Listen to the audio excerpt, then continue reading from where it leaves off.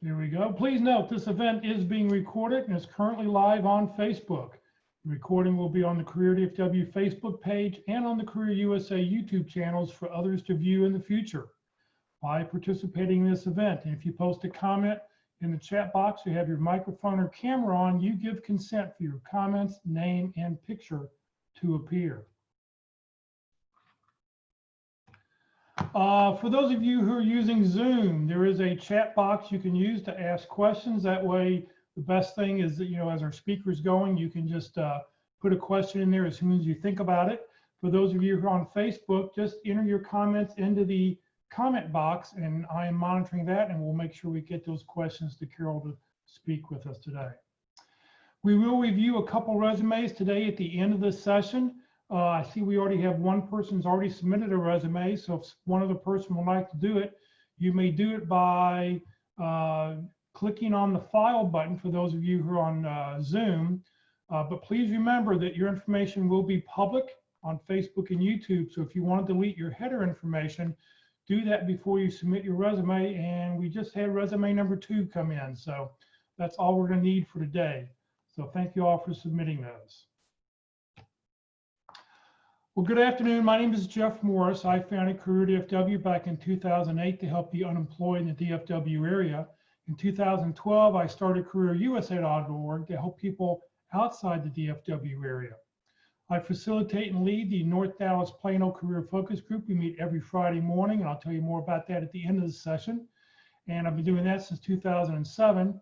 And I am a member of the practice interview team, conducting interviews as needed now online, and we'll talk a little bit about that later in the session too. And I've been doing that since 2017. Our speaker today is Carol Brickell. She's a certified career coach. And Carol, I'll let you take it from here. Thank you for being with us today. You need to unmute.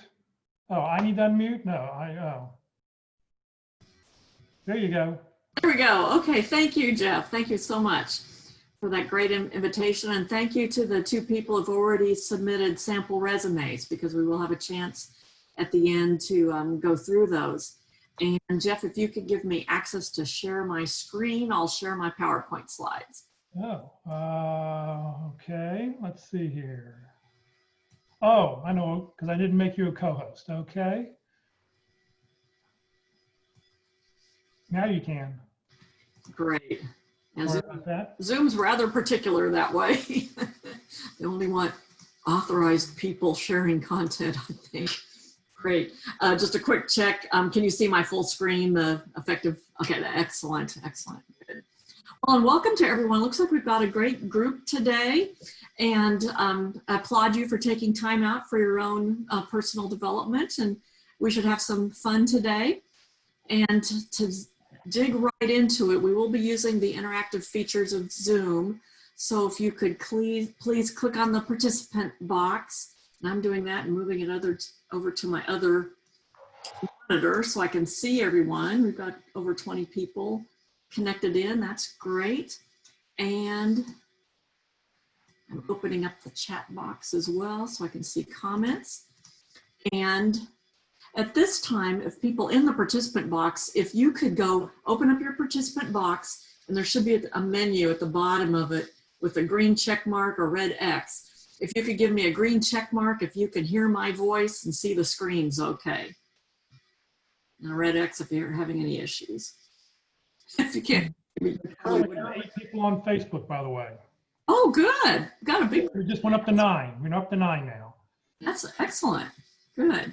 And if anybody through Facebook has any questions, then Jeff, you can let me know. Good. And thank you for the kind birthday greeting. I missed last week. We had a wonderful guest presenter and it was my birthday. So thank you for that. And I did have a nice day off. We did some nice family social distancing get-togethers. Good.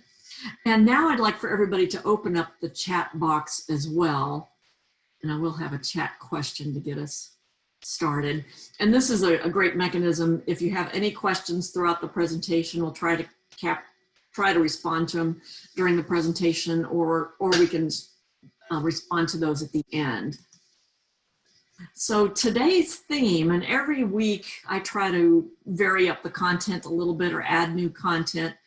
And today's theme are the top mistakes people typically make on resumes.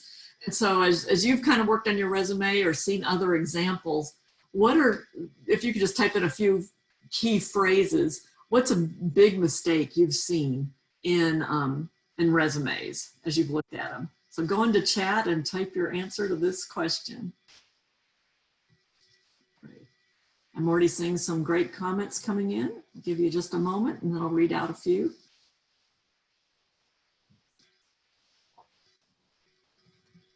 Good.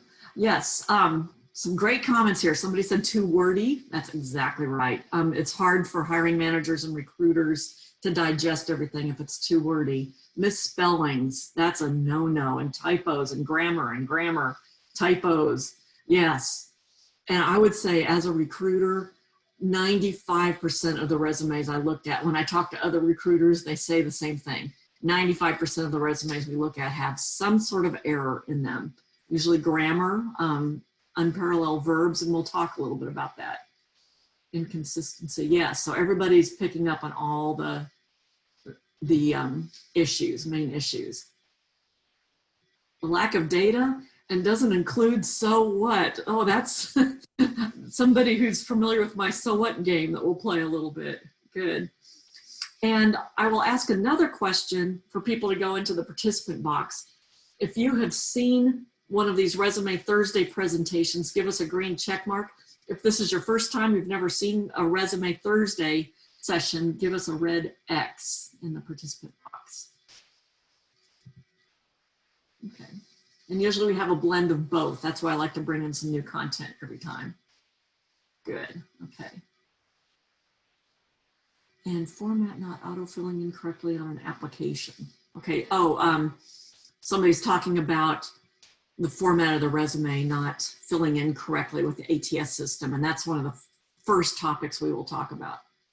So good, you all have really good ideas about some major mistakes. So by way of introduction, this is my background. And as I'm sharing feedback about resumes, it's based on this experience that I've had. And when you ask different people for their opinions, you're going to get different opinions from different people. And your job as a job seeker really is to absorb all that content and all those opinions and apply what means most for you, what's best for your situation. So this is my background. I've been a hiring manager for many years. I worked at an IT firm, EDS, that was acquired by Hewlett-Packard. And then I took their early retirement in 2012 because I wanted to go to work as a recruiter so I could gain that experience so that when I ultimately retired and become a career coach, which is what I'm doing now, I would have all that background. So I had the wonderful opportunity to spend 6 years as a recruiter, working both in an agency environment and corporate recruiting environment. And I placed candidates in a variety of roles, including HR, accounting, finance, project management, sales, administrative, a lot of different roles. And then like Jeff, I volunteer every week for the Dallas Pit Crew, the practice interview team. And if you haven't had a chance to practice for a job interview, highly recommend that. And the way you can do that is by sending an email to dallaspitcrew@gmail.com and send a copy of your, thank you, Jeff, for putting up that graphic on your screen. That's excellent. And include a copy of your resume and a target job description. And we'll get you on the schedule and we'll conduct a mock interview over Zoom. And again, that's the email address is dallaspitcrew@gmail.com, and we'll get you on the schedule. And you'll be interviewed by a panel of usually 2 or 3 people, and then we'll provide feedback for you at the end. And let's see, and also I am certified by the Professional Association of Resume Writers and Career Coaches. And here's our agenda for today. We will talk about applicant tracking systems and making sure that your data gets into the system correctly. We'll talk about common resume mistakes, as I've done some research on that topic. And we'll talk about key components of a resume and address any questions you have. And then we'll look at 1, or if we have time, we'll look at 2 resumes. I do want to do a logistical check with Jeff regarding what is our stop time today.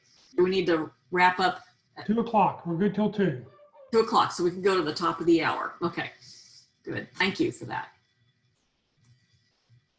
So once again, for our audience, if you have any questions, you're welcome to submit those in the chat box. I keep an eye on it, and Jeff keeps an eye on it as well.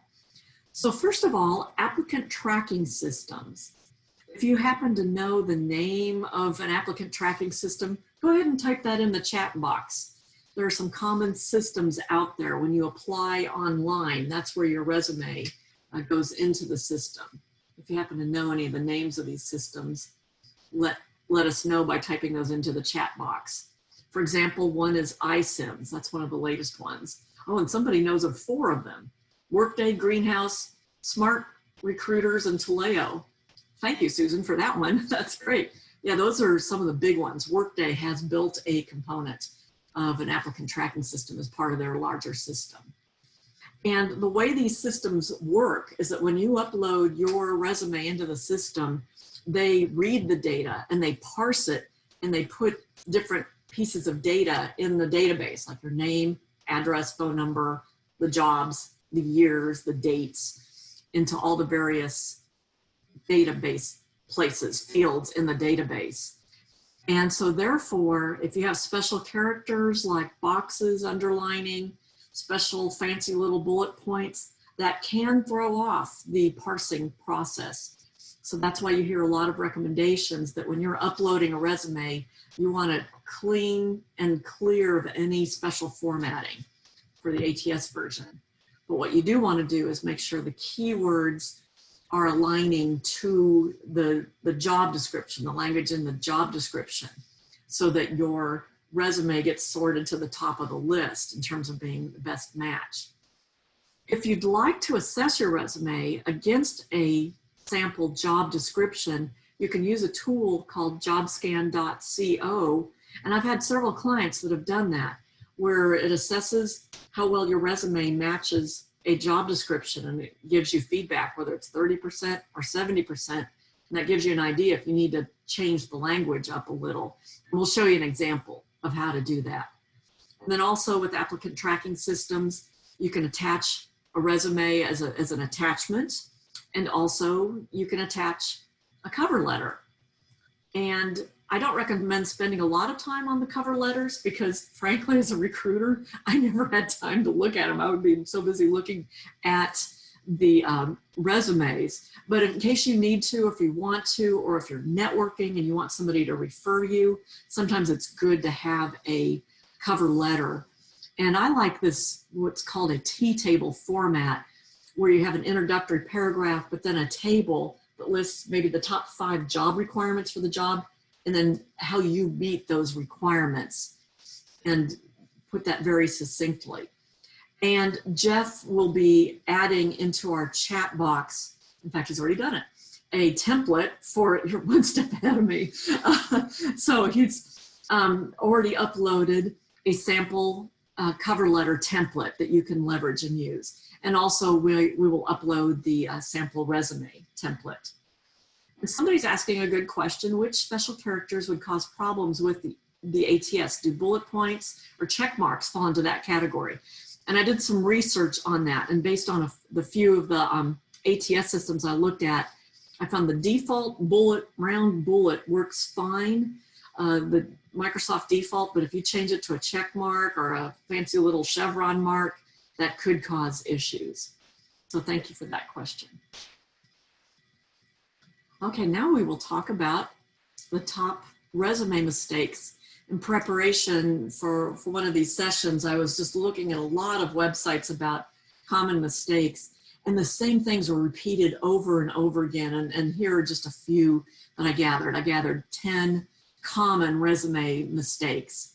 One that you all mentioned in the opening question that I asked: spelling and grammatical errors. I see those on most resumes that I look at. So be sure to proofread your resume or have a trusted advisor read it and proof it for you. And you want to be sure to have a professional email address in your resume and not something funky. Like mine is brickell.carol@yahoo.com. It's not carollovescats@yahoo.com. I used a professional name, you know, with my name in it. And sometimes you have to add numbers if there's somebody else with your name. And then failure to demonstrate or quantify results. That's a big issue, and we'll show you how to do that using my fun game called the So What game. We'll do that in a few minutes. And then also, I was surprised and interested to hear this, that recruiters are getting tired of certain buzzwords, like things like detail-oriented, hard worker. I mean, those are things, anybody should be a hard worker. So you shouldn't put those throwaway, overused terms in your resume. Now, you do want to focus on terms and keywords that are relating to the skills that the job description is looking for, but those overused terms, please, recruiters are starting to get tired of those. Good. And thank you for the comment about the cover letter. Somebody found that useful, so that's great. Thank you. And I've heard from many recruiters that a format or design that's too elaborate, it can be difficult for a hiring manager or recruiter to read. You want to make it easy for them, because some of those that are multiple columns, it makes you stop and think, okay, which column should I be looking at? Where's the information? So you don't want to make it too elaborate. You want to make it easy for your readers. And you don't want to have too much text. You want to have white space so it's easy to see the keywords and areas of expertise.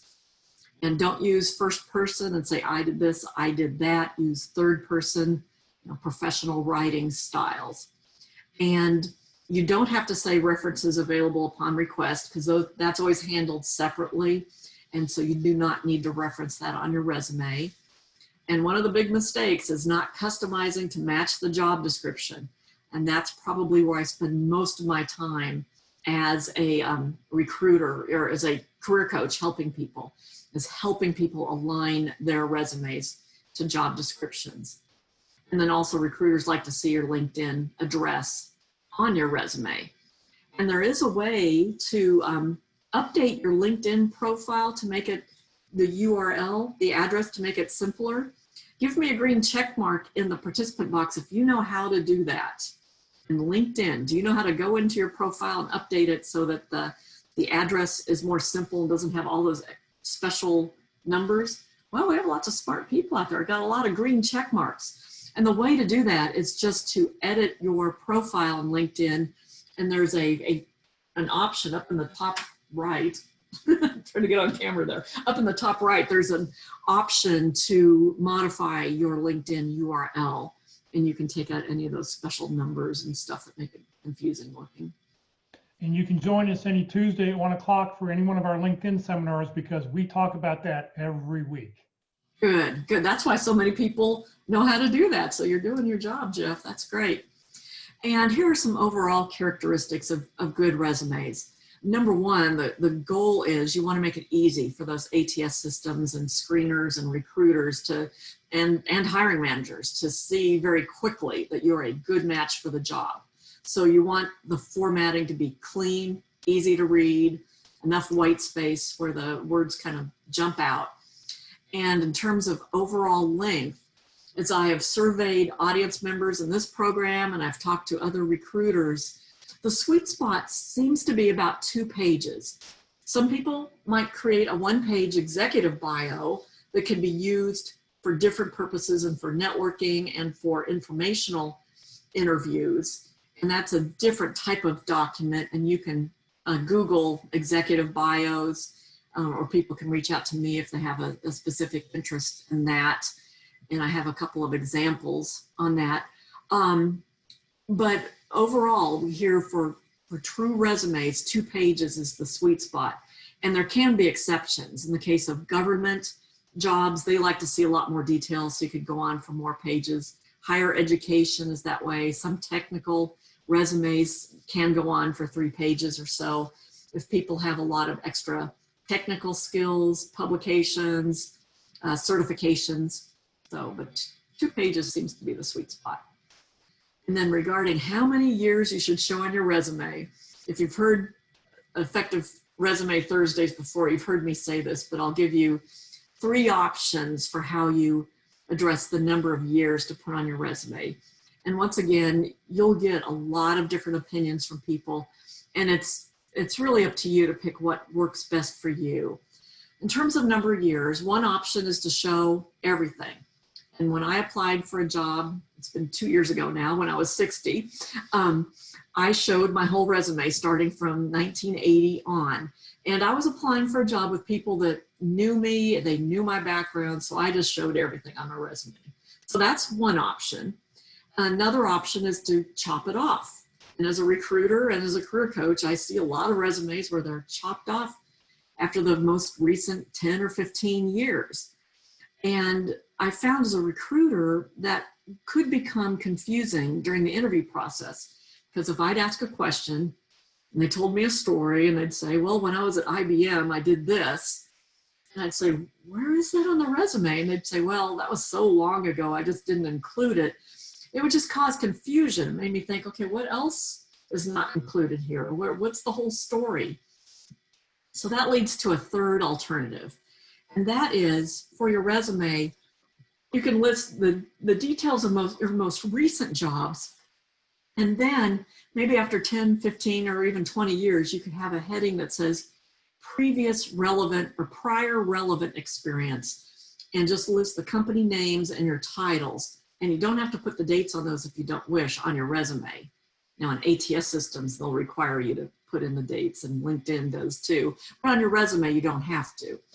And that's another way of showing the full picture on your resume, so no confusion comes up during interviews, and it shows the progression. So that's a common option. So one option is to show your whole experience, all the details, but try to keep it in 2 pages. Second one is chop it off, but I found that caused confusion when I was a recruiter. If anybody has any comments about these options, please let me know in chat. And then also a third option is to go into detail, the most recent 15 years, and then say prior relevant experience and list companies and job titles. If anybody has any additional comments about that, feel free to type in a comment in the chat box. Okay, I'm going to move on. And now we will talk about key components of a resume. Resumes could have other components like certifications, publications, or whatever, but we're going to focus on these key components. And the format that I'll be talking about, and then we'll share a sample version of this, is based on a format that I developed as I was working with candidates as a recruiter, and I was getting a lot of feedback from hiring managers regarding what they like to see in a resume. And then coincidentally, when I got my certification, the format they recommended was very similar to the format that I used.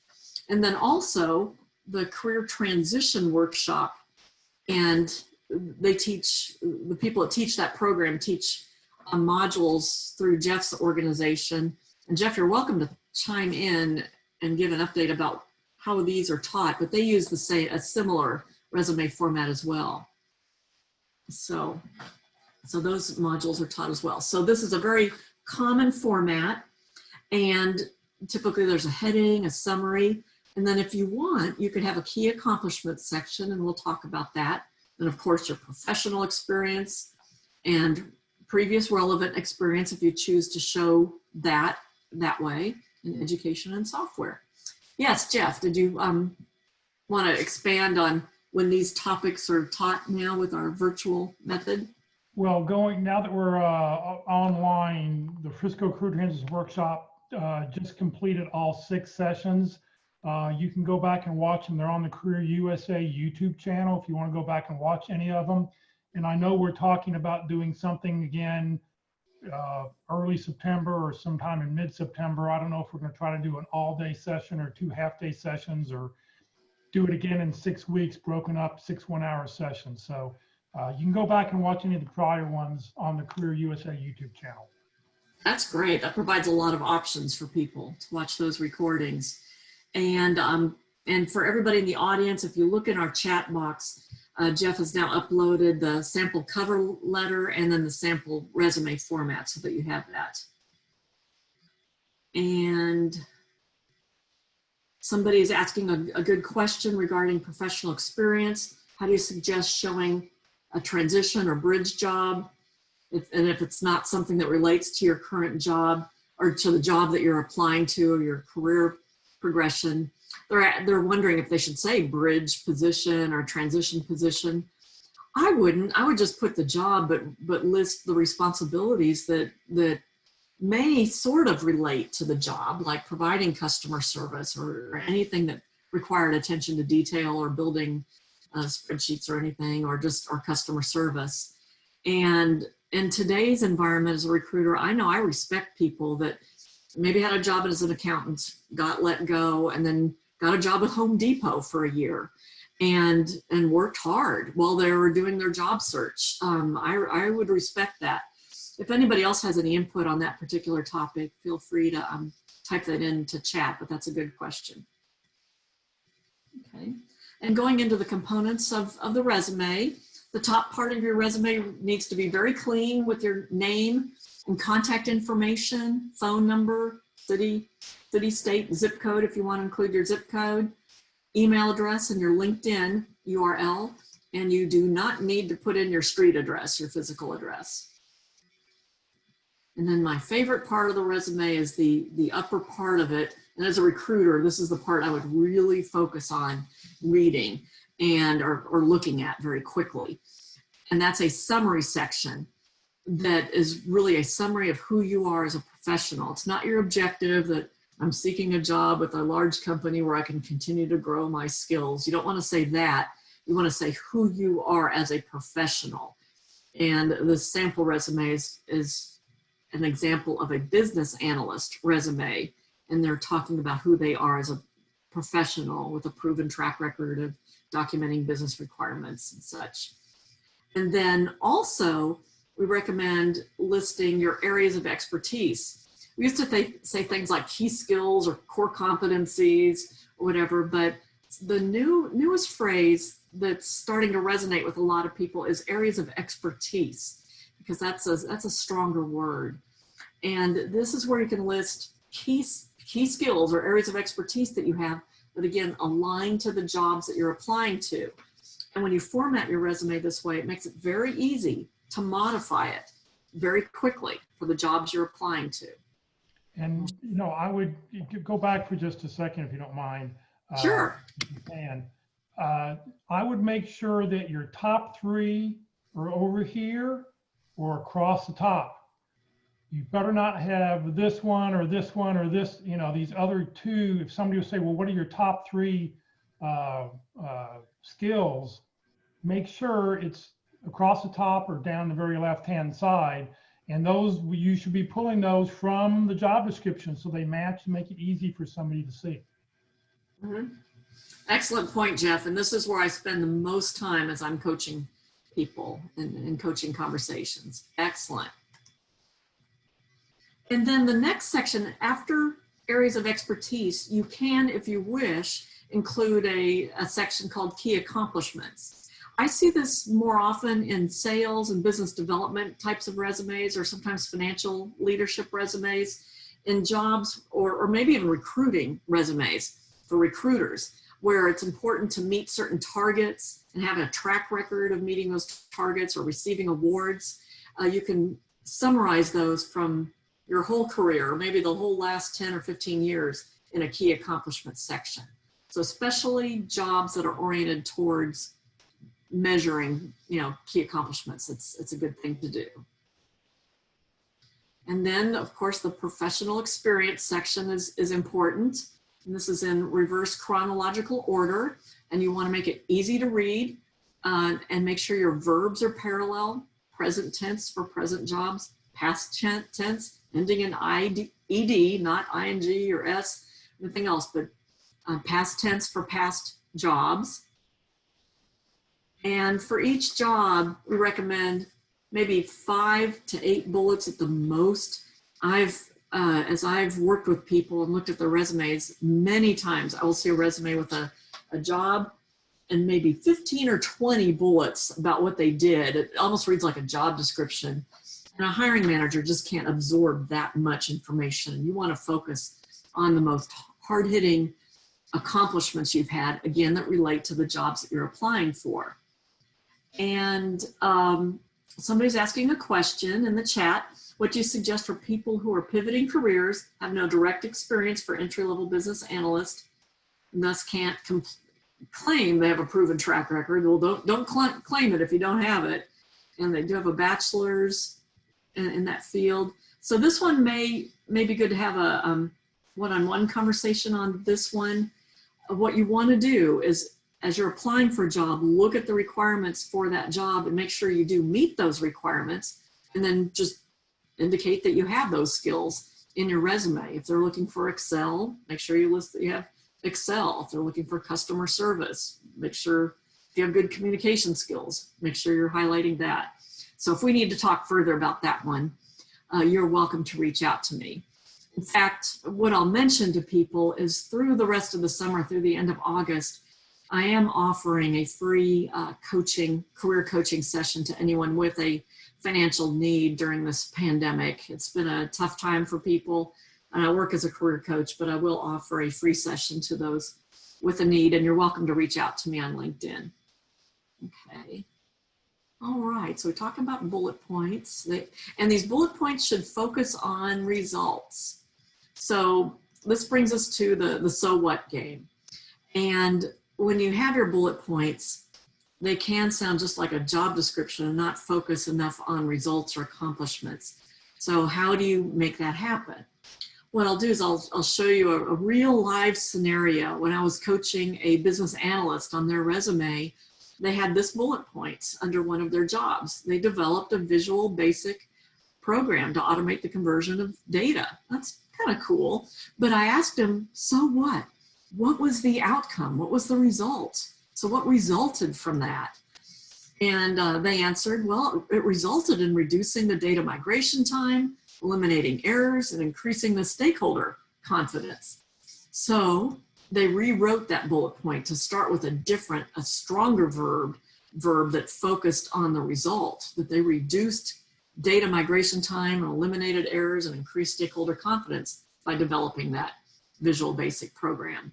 So you can go do this with your resume, maybe not every single bullet, but a lot of them. You can read the bullet point and ask, so what? And if you have an answer to that, like there was some result, you might be able to put that at the beginning of the sentence to highlight the accomplishment. So that's the so what game. And another frequent question I get is, or a frequent issue that I see with resumes, when people have multiple jobs at a company, I see people list the company name and the dates way out to the right for every job role they had within that company. So it looks like at first glance on their resume that they're a job hopper. Whereas what you really want to do, if you've had, like in this example, 3 jobs within a company, is you want to show the full dates that you're at that company on the same line with the company name, and then show the dates that you're in particular jobs just in parentheses after the actual job title. So I can't highlight all of them because there's other things on my screen right now. So I highly recommend doing that because it shows a stronger story for your hiring manager. It shows progression. It shows that you stayed with a company for a certain amount of time and that you had progression. And another question I've had fairly frequently, especially in today's marketplace, is what to do about companies that have changed their names. And there are a couple different options. And this is what I did when I retired from HP in 2012. At the time, it was still called Hewlett-Packard. The division we were in was Hewlett-Packard, or the company name. And so I listed Hewlett-Packard, formerly EDS, because it had been EDS. Or the other way I could have done it was EDS, acquired by Hewlett-Packard in 2008. So you can do it either way, depending on what makes most sense for you. And then at the end of your resume, you want to definitely list your degrees and any software skills. And one common question we've gotten is, do I have to list Microsoft Word or Microsoft Excel? Everybody should have that. But if the job description asks for Excel, you want to list it on your resume, and you'll get points in terms of jobs skill match for that. So, okay. Now this is actually one of my favorite things to show. And this, what I'm showing here on the left is a job description, and then on the right, a resume. And when I'm working with clients, this is where we spend a lot of time. And I recommend, if you're applying for a job, to really analyze the job description and look for the key skills that that job or that hiring manager is looking for. And for example, and you may want to even print it out, highlight it, but spend a few minutes really studying that job description. Get your head inside the mind of that hiring manager. What are they looking for? And for example, in this job, they're looking for people that can document business requirements. So you want to be sure that you're saying that you've documented business requirements, and somebody who has improved processes. So you want to make sure you have that somewhere in your resume. And also flow charts, creating process flow charts.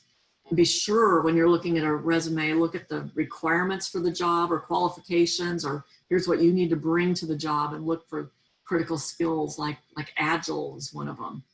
And then look for what software is needed. If you have that skill, be sure to put it on your resume. And if you don't have it, there are lots of courses out there, even YouTube videos, brush up on it. So during an interview, you could say, I've used similar tools, and I've even taken an online course on this particular tool. So you don't want to go into a job interview without any answer to relating to questions of things that are on the job description. And somebody asked the question, would you recommend jobscan.co to analyze keywords in a resume? Absolutely. I've had clients do that, and it's helped them. And it even helped them point out situations like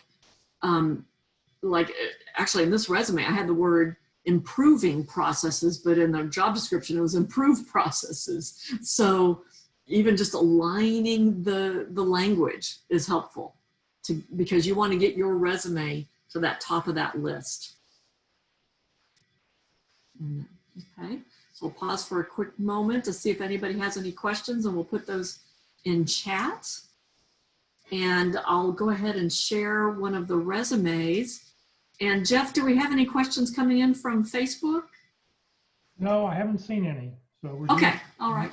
Okay, if anybody does have any questions, feel free to share those. And I'm going to do a couple things here. I have to bring up my chat box again so I can see the questions. Good. And then I'm going to bring up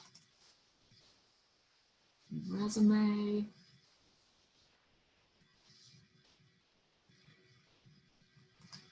I'm bringing up the right one. Okay, thanks. Yes. And thank you for sharing your resume today. And we always give people the option in these public workshops. You can share your resume as is, or if you want to blank out the name and such, you certainly can, to keep it confidential. And so what I'm going to do is I'm going to scroll through this resume almost as fast as a recruiter would take a quick scan of the resume to give you all in the audience a chance to see this resume. And what I'd like you to do is to go into chat, and if you see things you like about the resume, I encourage you to write in some compliments. And if there's anything you see that you would recommend to improve, go ahead and type those comments in as well. And a quick check, Jeff, can you see the resume okay? Yes, okay, good, good. All right, so I'm going to scroll down. We're at the top of the resume. There's a professional summary, professional skills, some work experience with company names and dates over to the side, and personal skills and licenses, including a Lean Six Sigma white belt, and education. Good, good. And I've already gotten one compliment in from the chat box. Somebody said it's good spacing. Yes, good use of white space in this particular document. Lots of white space. If anybody else has any comments about what they like about this resume or any suggestions, feel free to type those in. And at the top of the resume, you've got the name there. It looks like there's just a space for the email address and phone number. I would also add, you know, the LinkedIn address and what's the other one? Email, phone number. Oh, city and state, and zip code. Some recruiters search based on zip codes, so you want to include that as well. And I like, it says professional summary. And there are a couple schools of thought, and it might depend on what jobs you're applying for. Sometimes it's good where possible, go ahead and list. If you're an engineer and you're applying for an engineer job, go ahead and put engineer at the top of your resume. Make it clear who you are. And now if the job title isn't exactly what you've had in the past, for example, I was coaching once someone who was an IT salesperson. All their experience was sales, but they wanted to get a job as an IT recruiter. And they put technical recruiter at the top of their resume, but none of their experience supported that.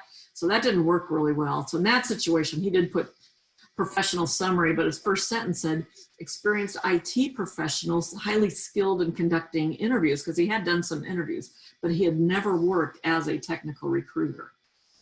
Okay, so in this one, if you're applying for an engineer job, I'd recommend putting engineer right up top so it jumps out. And a couple of other questions. Okay, does it answer? Somebody's asked about the so what, great action verbs, like the 2 different font colors. Okay, first time. And somebody's asking about professional skills and personal skills.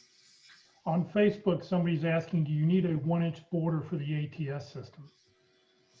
I don't think so. The one catch with ATS systems is not to put your heading information into the header section in Microsoft Word. It may bypass that, but I don't think borders make an issue. If anybody knows anything about that, please let me know. Regarding the question, somebody asked about professional skills and personal skills. I like the term areas of expertise a little bit more. Professional skills is okay, though.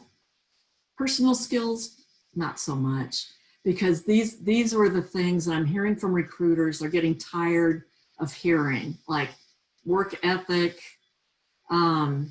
optimistic, learning attitude. Those are kind of overused terms. If the job description says we're looking for somebody who's a self-starter, you might consider using that phrase in your opening paragraph, but I would not have a section on personal skills, which are kind of overused phrases. And now one of these, mentor and coach, that could be actually an area of expertise, especially if you're applying for a supervisory leadership position. Mentoring and coaching may be important, and I would put that up there under professional skills. Okay. And somebody's asking if the professional skills should be in a word table and have ATS recognize it. I would not use a table, and because that can throw off the parsing process, and just use the default Microsoft tabs to get to those spaces. And somebody asked about using colors and headers or keep it all black and white. That's kind of a personal preference. I don't think it throws off an ATS. So I tend to go with more just black and white just to be sure. I did have somebody that I was coaching the other day, they had their name in purple italics at the top. It looked really pretty, but yeah, Jeff's shaking. That was my reaction.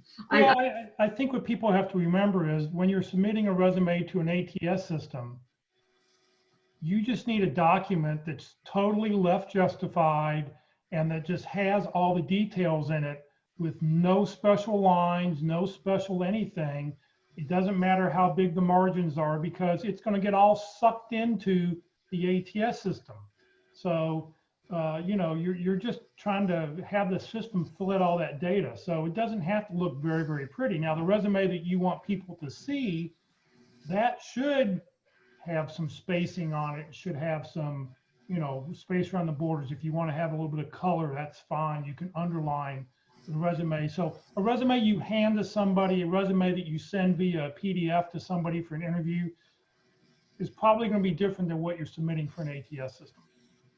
Yeah, and that's a personal choice. You know, you can have two different versions, the ATS version you submit, or like what I did was just create a clean ATS friendly version, but that's the version I used also when I sent it to a hiring manager, because they like these formats.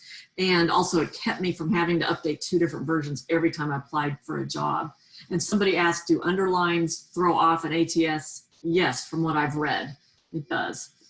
Okay, good. And how are we doing on time? Okay, we're doing pretty well on time. So there's a professional summary, professional skills. I do like that there are 9 of them, and that's a good magic number. And work experience, I like how the dates are right, justified. And for your resume, you don't have to show months if you don't want to. Sometimes the ATS systems will ask you to fill that in, and LinkedIn forces you to do that. But for your resume, you don't have to. And oh, good job on the verbs. I'll give you an A+ on that. I don't see that very often, but they're all consistently in the past tense. Oh, okay, great. And one thing you might do, I mean, some of these are actually good results too. Quoted 3.2 million worth of capital, increased prospect accounts by 36%. That's a great accomplishment. Challenged manufacturers to evaluate their productivity and profitability, built relationships with manufacturers and machinists. I'd say, so what to that? What was the result? Maybe increased business based on increased relationships. I don't know. So these are very good. The only thing I would say is the professional skills, be careful of these overused terms. Pleasant personality. I'd hope everyone would have a professionally pleasant personality. Yes. So, okay. Good. All right. Any other comments about this one? And if not, I will pull up the next one we have. Okay. Take me just a second. I have to click on the document and then click on new share.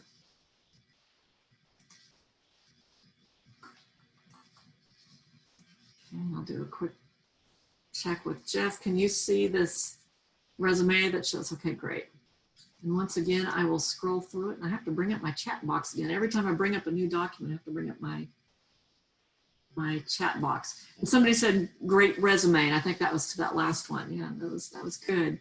And I appreciate all of you being brave to share your resumes in a live session. And it's okay to leave off your name and such. So that's good. Okay, once again, I'm going to scroll through this. Oops. Okay, it stopped sharing. I'm going to do that again real quickly. I think when I new share, oops. Now you should see it again, hopefully. Okay. And what I'm going to do is scroll through it, much like we would do as if we were a recruiter. And there's a summary. There are notable accomplishments, strengths, professional experience, with the dates out to the right. Okay. An additional experience. Okay. And some awards, education and certifications. Very clear. Yeah, PMP. Good. Okay. So if you have any compliments for this particular resume, please type those in the chat. Like the heading with the name, location and zip code, phone number, and email, and I would just add your LinkedIn address, and you are stating who you are right at the top of your resume. I like that. Business continuity program manager, especially if you're applying for a job with that title, and if that's the type of work you've done, which it is. Okay, somebody says this looks good, so you're getting compliments already on this. And you've got a nice lead-in paragraph. It's 4 lines. That's about the maximum. It's good. Experience in leading business continuity. And these words that you use in here are words that you can modify based on what they're looking for in the job description. Okay.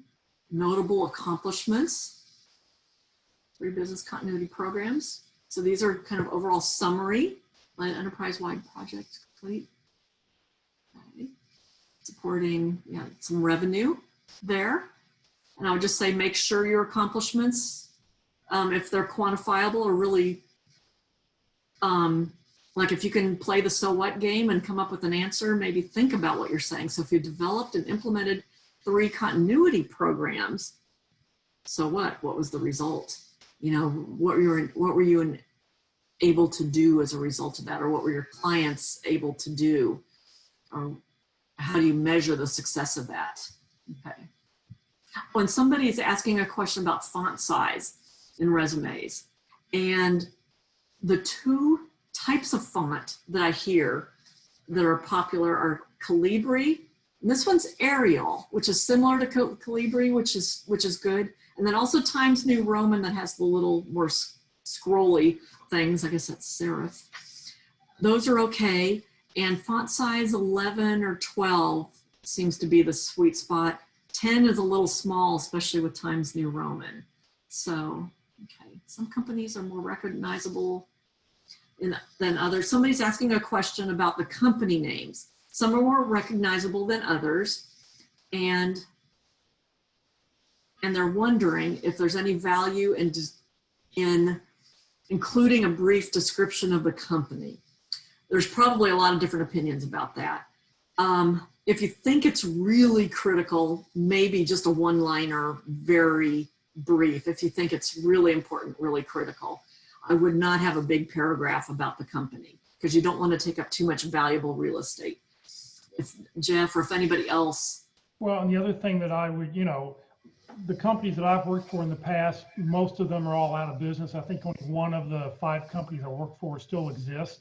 And so it was handy for me on my resume. I was able to list that, you know, we had $6.5 million worth of sales on a yearly basis, you know, what we did and what kind of sales we had. And then I also added on each position, report it to the owner or report it to the general manager, so that people would see my level of responsibility and have an idea of, you know, what the position was. Okay, great. Thank you. Thank you, Jeff. And I see we have a comment from Susan, who's an experienced recruiting leader, that it could be a good idea if it's applicable to the position to describe what that company name is in case they don't know. So especially if it's in the right industry or company. So that's good. And I see we have core strengths. That's okay. Areas of expertise is another option. It's personal choice there. I do like columns better than running all of the strengths or skills together with just a bullet in between. And I don't know if that's a special character or not. It might be. That could throw off the ATS.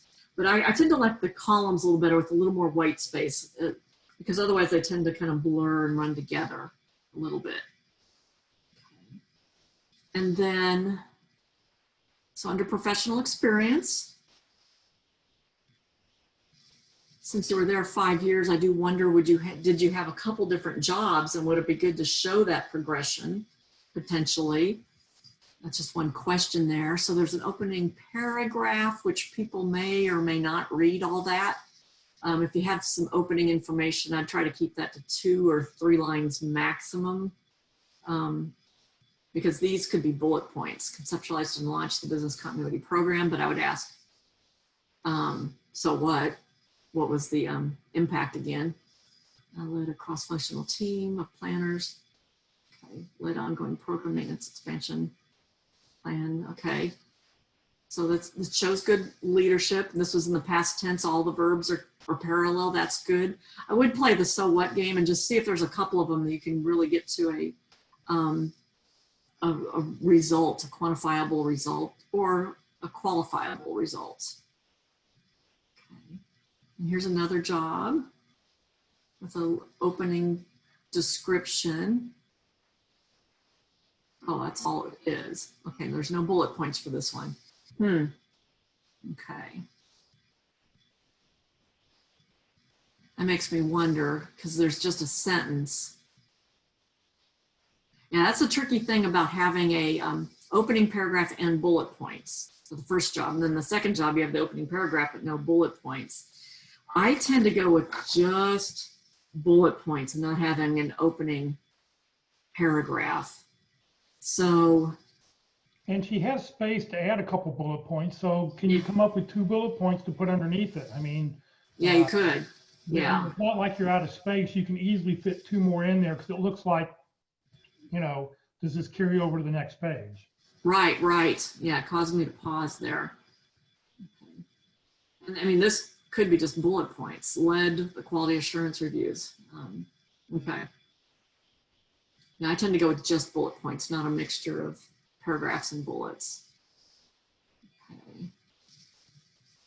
Manage the program, led 6-month project, drove company initiative, complete all phases.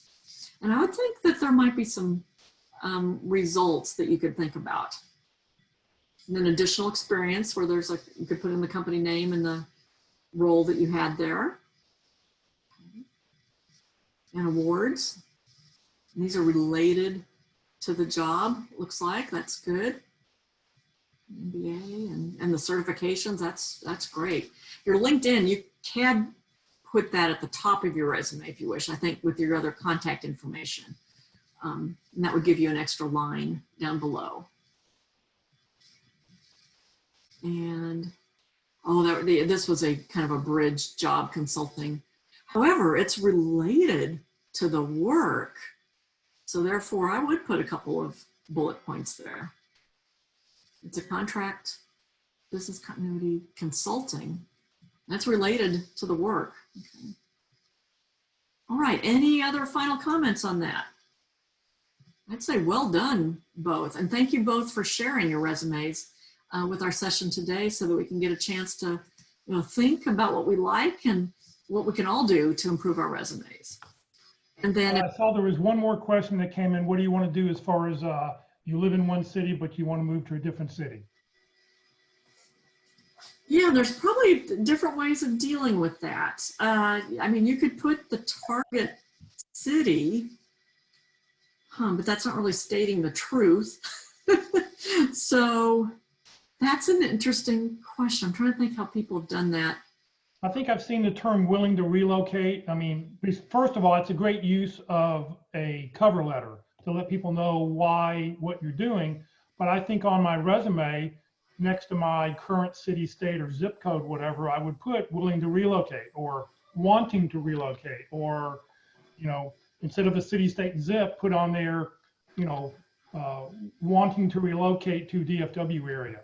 Yeah, or planning to, no relo assistance required or something like that. Yes, yes. Now that's a very good point. And I think I was trying to think through as a recruiter what I would see on people's resumes. I think for the most part, people just leave off the city and just leave it generic.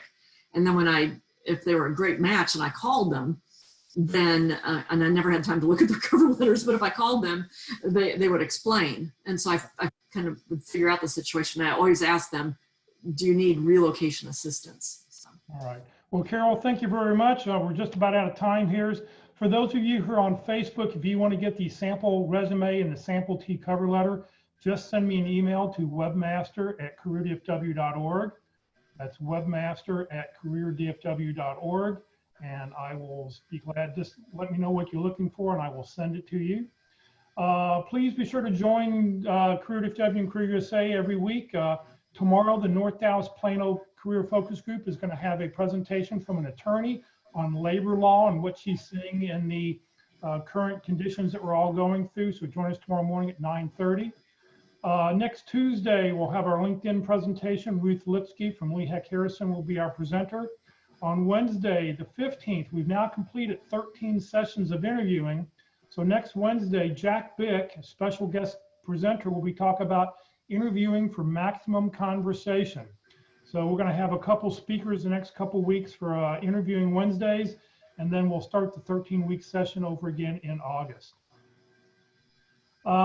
Please let people know, if you know somebody who lives outside the DFW area, let them know that you can click on Career DFW, and when you see those blue arrows, you can click on the webinar teleseminars, and you'll be able to find all the current sessions that are going on, anything that's happening online, and you can find all the Zoom login information and any information you need to be able to do that. So please join us for any events that are happening, and let people outside the DFW area know, or let anybody know who's unemployed what we're doing. Just a reminder, these sessions have been recorded. Will be on the Career DFW Facebook page and on the Career USA YouTube channel. If you're on Facebook, when you go to the Career DFW Facebook page, it will look something like this without the arrows. Please like us by clicking where that red arrow is. If you click on the green arrow where it says more, up will pop this window, and in the window, if you click on the blue arrow where it says videos, you'll see all the videos, and they're all grouped together by subject matter. On the YouTube channel, it's the Career USA YouTube channel. If you click on the green arrow where it says playlist, you can click at the very bottom underneath a playlist, and you can see the full playlist of all the different sessions that are going on, or the sessions that have been had for your use. So please remember, Career DFW is a 501c3 nonprofit organization. We have no full or part-time employees. All the speakers, myself included, we're all volunteers. We're all here to help you get your next great opportunity. We survive on donations. It helps pay for Zoom. It helps pay for the web hostings and everything that we have to do. So please consider, when you get your next job, please think about us, make a donation, be greatly appreciated. And if your company offers matching donations, please look us up on that list. And if you don't see us, please reach out to me, let me know. I will get the name on the list. I've done that a couple times in the past. Carol, I said you have your hands up. You have a question? No, I just saw that somebody had a question. I just told them to get with us offline. Oh, If okay. you didn't get a chance to answer your question in today's session, feel free to reach out to Jeff or myself. Right. Okay. Very good. So thank you very much for joining us today. And we'll see you maybe tomorrow morning at the North Dallas Plano Career Focus Group, or one day next week. So have a great afternoon, and don't burn up in the heat. Thanks, Jeff. Thank you.